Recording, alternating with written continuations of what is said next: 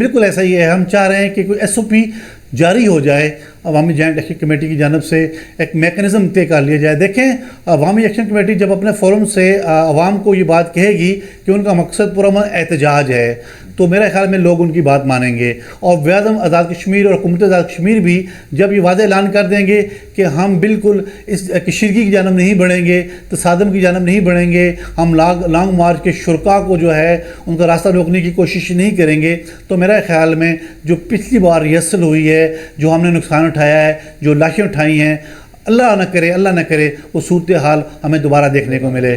حالات اچھے نہیں ہیں. نصیر انور صاحب, آج کا پروگرام نوٹ کر لیں, آپ رپورٹ پہ رکھ لیں. اگر مذاکرات کا راستہ اختیار نہ کیا گیا, مکالمے کا راستہ اختیار نہ کیا گیا اور اسی ہٹ درمی پہ دونوں فریقین ڈٹے رہے, تو آزاد کشمیر میں میں سمجھتا ہوں کہ صورتحال ہمیں اچھی نہیں دکھ رہی. اللہ نہ کرے کوئی اس طرح کے مناظر ہمیں نظر آئیں. لیکن تاہم چونکہ ہم نے آنرشپ لی ہے ان اداروں نے, تو ہم کوشش کریں گے کہ کم از کم فریقین دونوں جو ہیں وہ اس بات پہ متفق ہو جائیں کہ آزاد کشمیر میں امن و امان کی صورتحال کو یقینی رکھنے کے لیے دونوں اطراف سے ضمیمدارانہ طرز عمل کا مظاہرہ کیا جائے گا.